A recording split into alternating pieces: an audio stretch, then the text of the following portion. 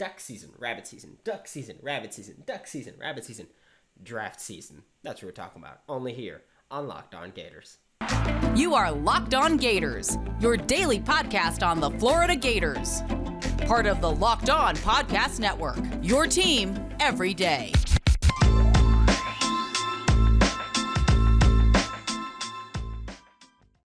Hello and welcome back to another episode of Locked On Gators, part of the Locked On Podcast Network, your team every day. Thanks for making Locked On Gators your first listen of the day. We are available daily and free wherever you listen to the podcast. Today's episode is brought to you by BetOnline. BetOnline has you covered with more props, odds, and lines than ever before. Check out BetOnline. It's where the game starts. Happy Friday. I'm Brandon Olson. You can find me on Twitter at WNS_Brandon. Find my written work with Whole Nine Sports. That is WHOLENINE Sports and GiantsCountryofSI.com. And I'm about to be joined by Ian Cummings from Pro Football Network to talk Florida Gators, just evaluating them and NFL draft prospects. Joining me now is Ian Cummings from Pro Football Network, and it's so weird still to see the no more Ian_Cummings_9. It is now on Twitter at IC_draft, and we're here to talk about Florida Gators prospects because, you know, we love to do it here, and Ian's household name at this point with us. But we're starting off with the guy for Florida who's been getting, you know, Pro Football Focus is like, top 10 player, and a whole bunch of places like top 10 player in the draft next year. Anthony Richardson. Where are you with him as a prospect, as hard as it is to evaluate someone that has that little tape? Yeah, and that's the root of the issue. I mean, you said it right there, is the sample size. I'm trying to go through early preliminary grades for certain players, but with Anthony Richardson, the sample size is so small right now that I don't really want to lock in a grade preliminarily just yet because there's still so much more that we need to see from him. We've seen the flashes. We've seen the flaws as well. You know, I think the physical talent is undeniable. And watching him on tape, that was something that popped to me really early. Some guys you need to watch a little bit more to get a read on their arm talent, their athleticism. Both Richardson, it pops every play. You know, like athletically, 6'4", 235, and he's a quick twitch athlete for his size. Like he can cut pretty well. You know, he can kind of halt his momentum, and he's got that lateral agility. But he's explosive coming off the field too. So a phenomenal athlete for his size, can create with that, and then with his frame too. You know, he can churn downfield, and he can make, you know, he can kind of break tackles sometimes. So I love the frame, the athleticism, and the arm talent as well. You know, I think you look at my definition for arm talent, arm strength especially, is you know, how much ease do you generate velocity, and can you push that velocity down the field? Can you sustain it into the deep range? And I see a lot of that from Anthony Richardson. You know, maybe not elite arm strength, but very, very good arm strength. You know, he generates velocity with a ton of ease, you know, especially in the short range. Like the velocity that he generates is legitimately high level, and he doesn't really strain himself doing it. You know, he's got a pretty crisp release, a little bit elongated, concentric at times. I'd like him to tighten it up a little bit. And I think that's kind of going into where he can improve next year. A lot of the operational components, right? I think that decision-making is a little streaky at times. Sometimes tries to rely on his traits and force it into a window that he really shouldn't test.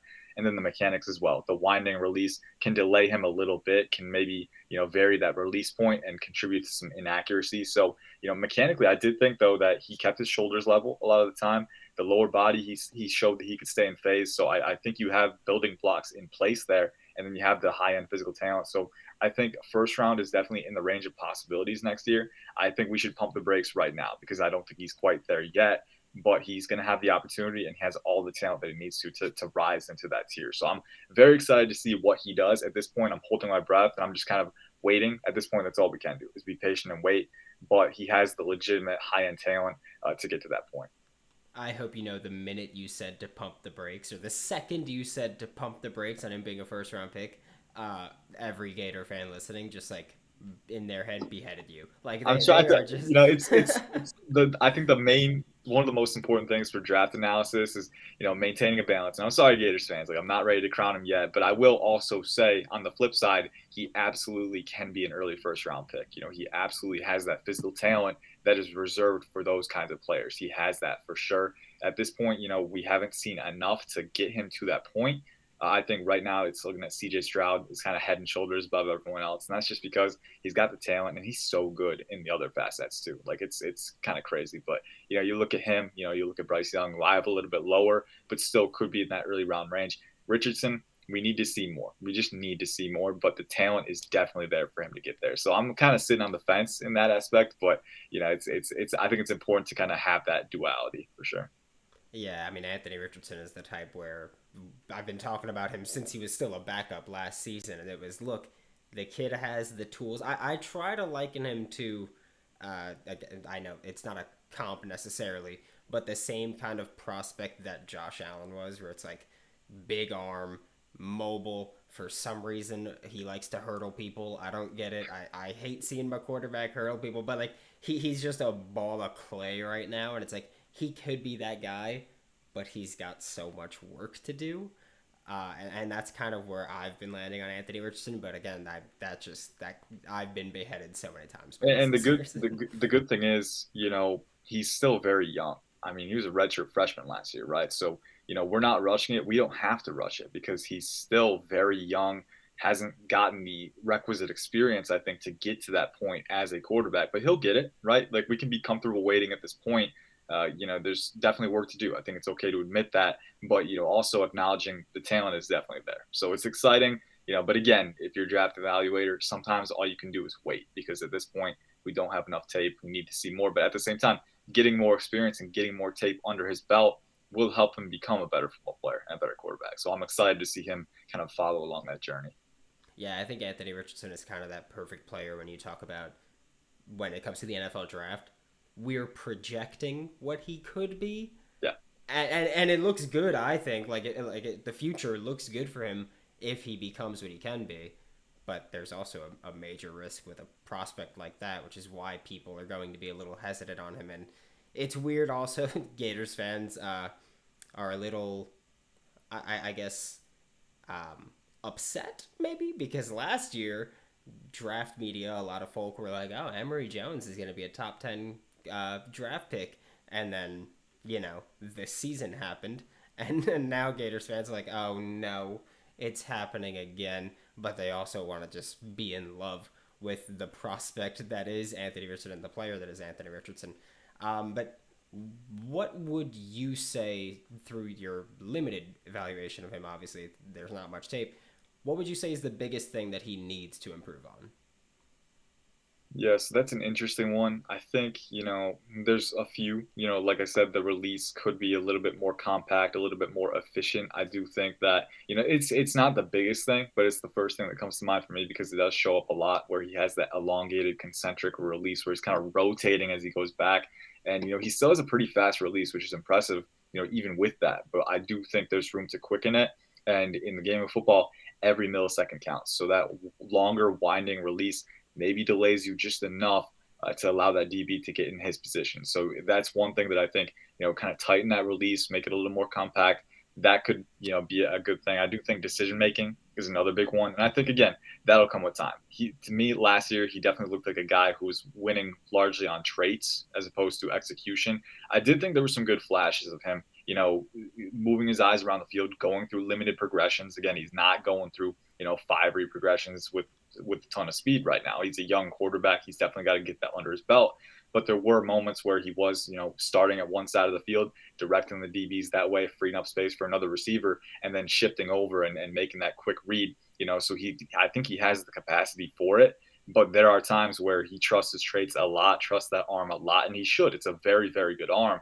But there are moments when even if you're a strong arm quarterback, where you just gotta hold it. You gotta kind of be patient and wait for another hole to open up or try and extend it. Sometimes he tries to force it in and generates turnovers, right? So I think, that's something that he can continue to learn, kind of get that better balance of patience and decisiveness as a thrower.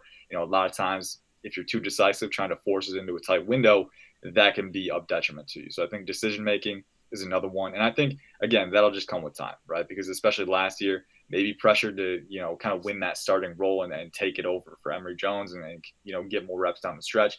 Having that pressure might have contributed to that, like that go broke or go home mentality. But now that he's got the starting job, now that it's going to be him getting that opportunity, I think you have time to slow down a little bit and take it step by step and improve your game, through the process. I think there's a little more time to sit back and evaluate yourself. And I think that'll help him become a better quarterback, alongside the physical traits, because the physical upside is undeniable. You look at that He's definitely got one of the highest ceilings in this quarterback class. A lot of work to do. I think it stems from the decision making, but I think the capacity to improve is definitely there. With quarterbacks, that's the most important thing, the capacity. I think that was one thing that was big with Josh Allen is that, there were some rough moments on that tape, but he's got the traits and he's at least shown the capacity, to throw with anticipation, use his eyes, so we haven't seen a ton of it with Richardson because the sample size is still very small, but I do think we've seen enough to be optimistic there. Yeah, I mean, Florida quarterbacks wearing the number 15 and having elongated throwing motions name a more iconic duo. Yeah. But we're about to move to the trenches with Osiris Torrance and Gervon Dexter. But first, a quick word from BetOnline. The NBA Finals are here. Game 1 is done. You got at least 3 more, at most 6 more. We'll see what happens. 1-0 right now. But you can make some money that entire time on BetOnline. BetOnline.net is your number one source for all your betting needs and sports information. Like I've said, I've been using BetOnline for 5 years now. I love it. It's amazing. You can bet basketball, baseball, football, soccer, hockey, darts, tennis, table tennis, reality TV, award shows, just so much. You could bet on almost, again, I'm warning you when I do this now, you could bet on almost anything you want. Head to the website today or use your mobile device to learn all about the trends and action. Check out BetOnline. It's where the game starts. And we are back with Locked On Gators, and joining me is Ian Cummings, IC_draft on Twitter from Pro Football Network, and we're here to talk about Osiris Torrance, Gervon Dexter, and more Florida Gators draft prospects. We're starting with Osiris Torrance here because he is the big name acquisition for Florida this year outside of Billy Napier and that 40-something plus coaching staff. But Osiris Torrance was the big add along the offensive line. Who is Osiris Torrance as a prospect? Yeah, so, who he is, man, is a big, nasty mauler. This guy's 6'5", 335. The dude is massive on that interior line. Watching him at Louisiana, this is against Sun Belt competition. So he's he's a monster out there. He's just towering over everyone. And with that size comes very impressive power capacity. That was one of the most striking things on his tape is that, with his hands, with his long arms, my estimation, I'm trying to estimate lengths a little bit more this cycle. If I had to estimate, I'd say 34-inch arms, which is very, very good for an interior lineman. And that's something that you can use to get to the contact point first, to drive forward more power, generate more power within your stance. So looking at that element of Torrance's game is very fun. But not just the raw power capacity that he has, which is elite in its own perspective, but also the application of that power. Where do you get power from? Obviously, some players have that high degree of raw power with that, that length, that mass, but at the same time, with Torrance, he's very good at drawing power up from his lower body, from his base, getting that hip rotation, that upper body torque in there. And with that rotation, you can drive power that much more. He does that a lot. You'll see that on blocks where he is consistently rotating and getting that full allotment of power through to the defender. And with that, he brings a ton of displacement potential. I love that part of his game. I think that's kind of the defining part of his game that you'll see is that he's very, very good at displacing defenders. That high level power capacity is very striking with him. But I don't think he's a bad athlete either. I do think maybe he's going to fit better in power and gap schemes at the next level, but I do think he's not a liability in zone. I think he can get out in space pretty well. And in space, man, this dude's just a phone booth. He's just a moving phone booth. He's so wide. He's so powerful. He can direct guys with that length, especially once he gets into a position. I do think that in pass protection, you've seen flashes of adequate hand usage. He flashes that independent hand usage. He can violently swat opposing moves. So, I think with Torrance, you're looking at what do you need, especially in that interior line spot, that guard spot. At offensive tackle, sometimes you're on the island. You got to kick back. You got to take care of business. But in the interior, there's a little bit of relief there, where you have that help if you need it from the center. But at the same time, you're also kind of dealing with the smaller area, right? The interior linemen, the blitzers, they can only go a certain span of direction within that range. So if you're Torrance in a phone booth, I love this dude in a phone booth because he's massive. He can just wall off that entire range. And if you get within an arm's length of him, he's going to make you pay. He's going to impose his will on you, and you'll be in the dirt by the end of that rep if you're not careful. So I'm a big fan of what he has to offer. I think especially in that interior range, the power capacity, enough athleticism to kind of work with those short areas, and then combative hands, mauler mentality. That's what you're getting with Torrance. You're getting that mauler who's got that power capacity, but also has the traits to succeed. Yeah, and then what would you say is maybe the biggest area where he could improve his game? Because, I mean, he's someone that right now the biggest question mark, at least from Florida fans, is can he go from the Sun Belt to the SEC? So what is your biggest question mark surrounding Osiris Torrance?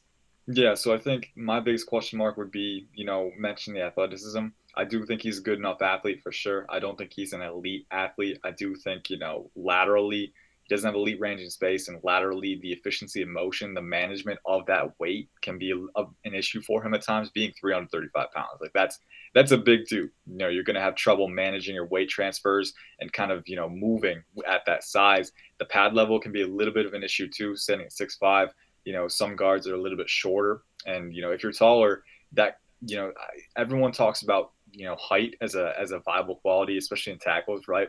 But that's not because of the height itself. That's because height generally has a positive correlation with length.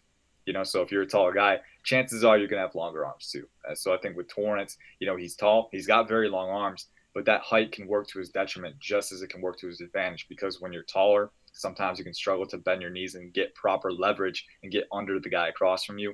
I think that shows up at times, but I think the biggest thing he can work on is the footwork. And I think, that part of that ties in with the athleticism, the efficiency of motion. There are times where he can be more efficient carrying his weight. And I think, that's the tricky part. When a guy doesn't move the way he's supposed to on a rep, is it athleticism or is it just efficiency of motion, just channeling his movement effectively? And I think with Torrance, a lot of it is, he can better channel his motion, better channel his traits with his footwork.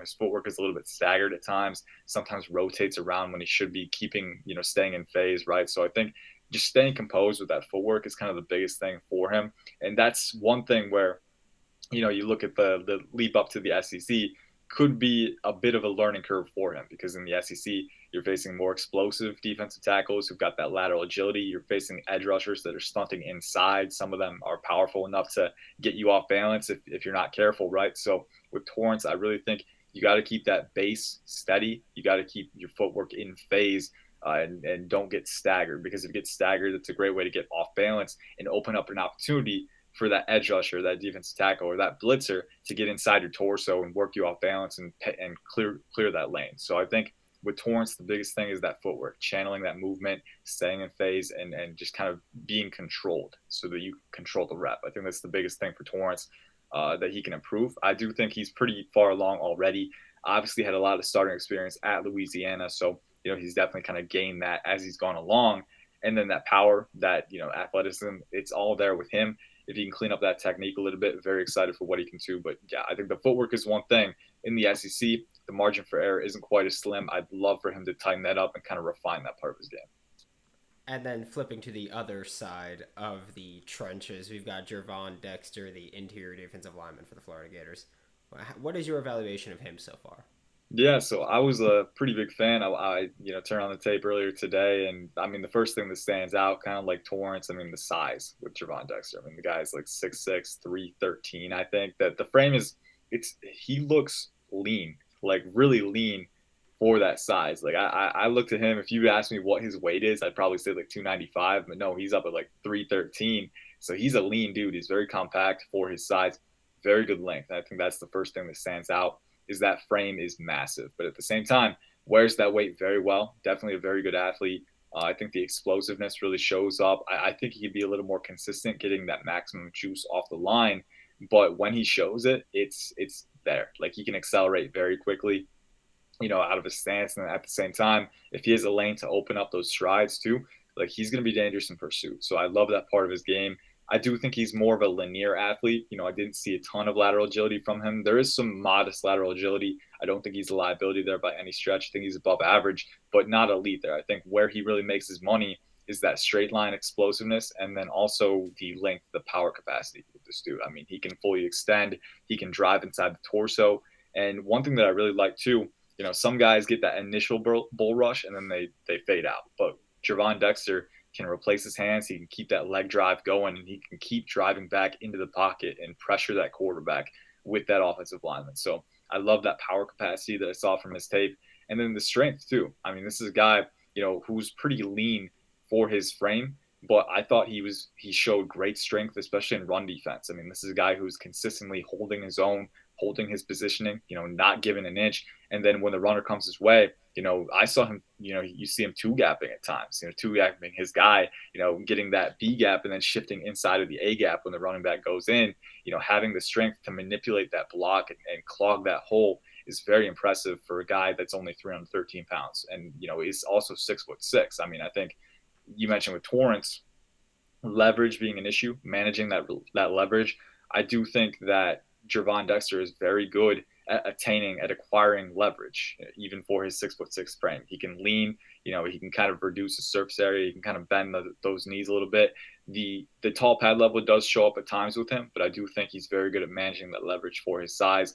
And that really contributes, that kind of ties together his entire game. The athleticism, the strength, the power, he channels all of that through proper leverage. And so I love the traits that are there with Gervon Dexter.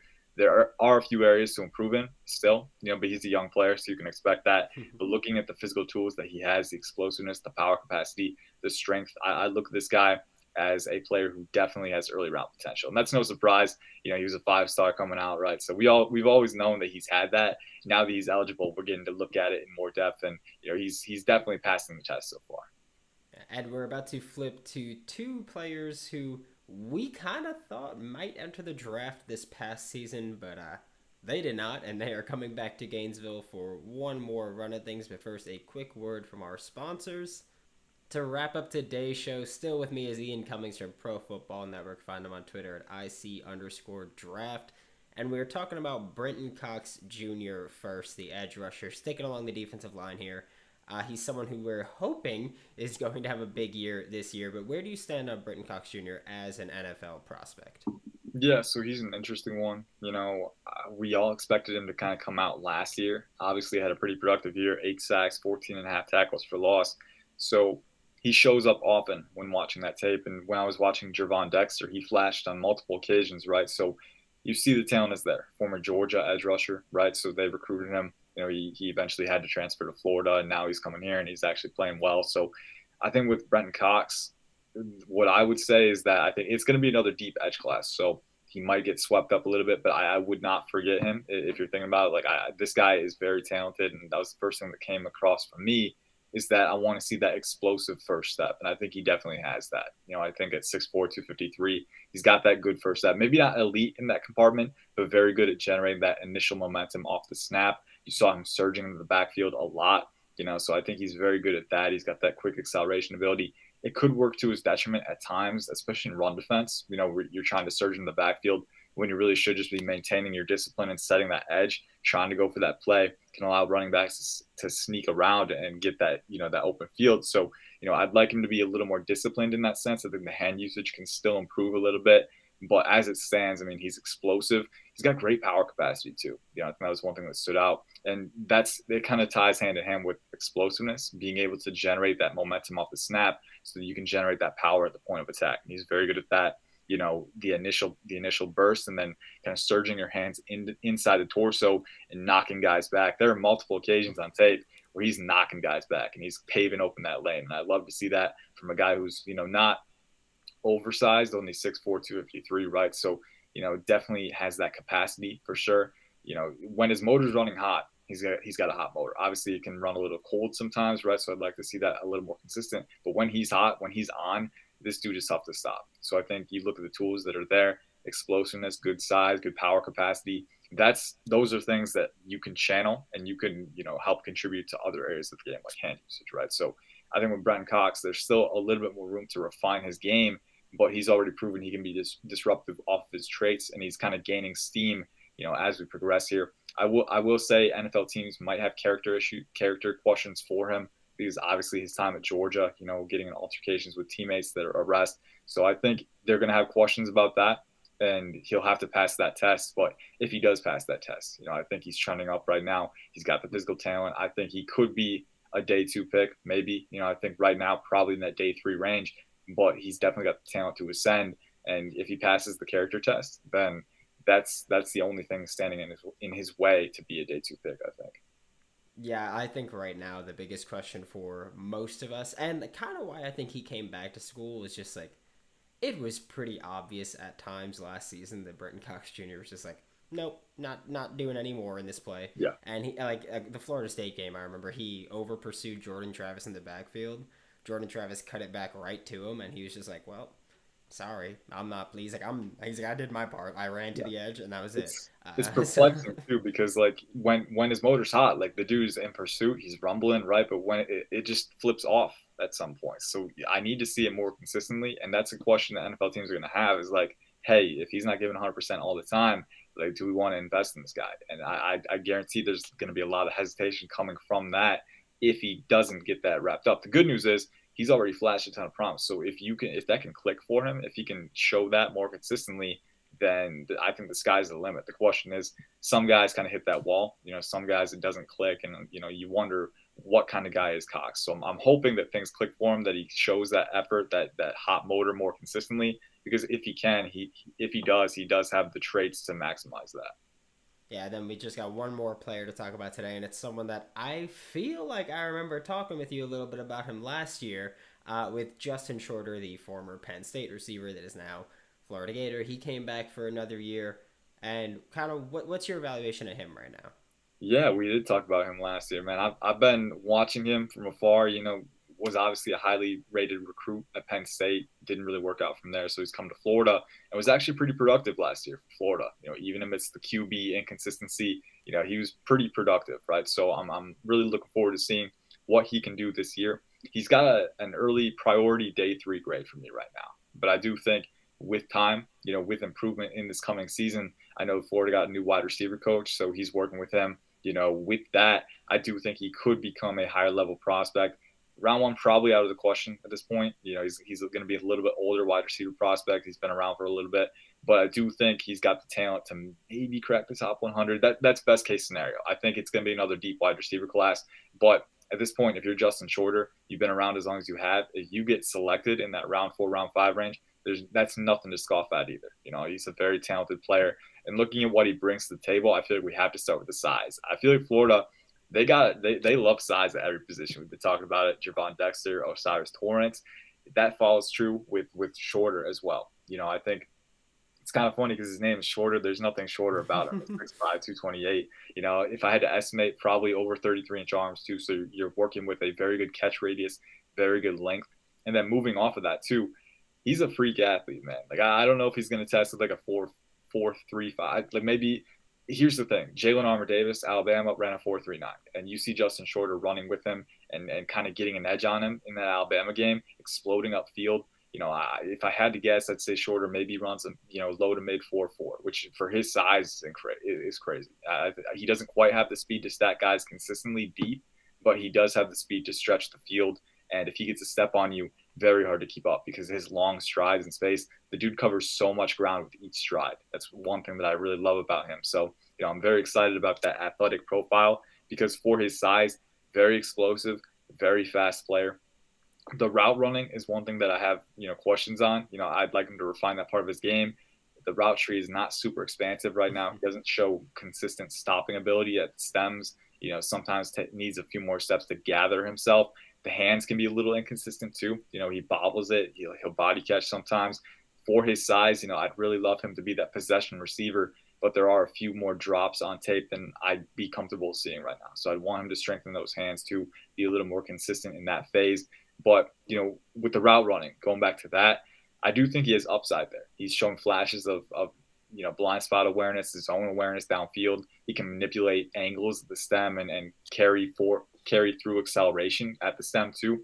I think one thing that I've been kind of looking for more in receivers nowadays is like not every route break has to be like a sudden break, right? Like you can round it a little bit, but accelerate through it, that curvilinear acceleration. And he's shown that where he's got the ankle flexion to lean a little bit, sustain that acceleration and accelerate through that break to expand space between yourself and the DB. So he's got that to him. He's got that curvilinear acceleration and he's very explosive when he does have space too. So that's something that I can work with. He's got great catching instincts. When the ball comes his way, he can contort, he can rise for the football. He can extend beyond his frame with those long arms. And, with those long arms, his hands can go where other DB's hands can't. He can outreach them and make those catches. So, if his hands can improve, he's got to get a little bit stronger in that singular department. but he's got the upside. And then to tack it off, just one bonus thing. I love this dude as a run blocker. As a run blocker, he's such a fun player to watch. He's super physical. He's pushing guys, shoving them to the end of the reps, right? And, at his size, too, he's a tough match for anyone. So, one of his highest grades for me was actually run blocking. So I think that's one thing. If you're very good in that aspect, that's something the NFL teams are going to look at, and they're going to want you on their team. Whether no matter where it is in the draft, that's something that can grant you some security if you're a very good run blocker. And then on top of that, I do think he has the potential to be that X receiver. You can move him around a little bit too, right? So that movement Z as well, get him in the slot, those free releases, and he can use that explosiveness to get into space, get some free catches, and rumble downfield with those long strides. So a big fan of the upside that's there. Again, some areas that he needs to refine his game, but he's got the upside to be potentially a day 2 pick. If I had to guess right now, I'd say day 3. But with Anthony Richardson as his quarterback, getting that new wide receiver coach and getting one more opportunity to produce at a high level, I think he could make the most of it. He's got the high-end tools for sure. Yeah, Florida Gators receivers might not be able to catch too well, but they can always run block, and that's something that they tend to pride themselves on. Thank you so much, Ian, for joining the show. We'll have you back. You're our draft guy here. You're Locked On Gators draft guy. You can catch him on Twitter at IC_draft and find all his work with Pro Football Network. Thanks again for making Locked On Gators your first listen of the day. We are available daily and free wherever you listen to podcasts. We'll be back Monday with John Garcia from Sports Illustrated. He is Sports Illustrated's Director of Football Recruiting and Locked On's Recruiting Insider. And we're going to be talking Florida Gators recruits, and I cannot wait for it. Now make your second listen Locked On SEC, hosted by Chris Gordy of Sports 790. Gordy is the man. He is one of the best hosts in the network. He has the best interviews around, and he's got all the insight and analysis you need on the SEC, the best conference, where it just means more. For Locked On Gators, I'm Brandon Olson. Don't forget to follow me on Twitter at WNS_Brandon. Find my written work with Whole 9 Sports, that is WHOLE and 90 Sports, and Giants Country of SI.com, and I'll see you all Monday.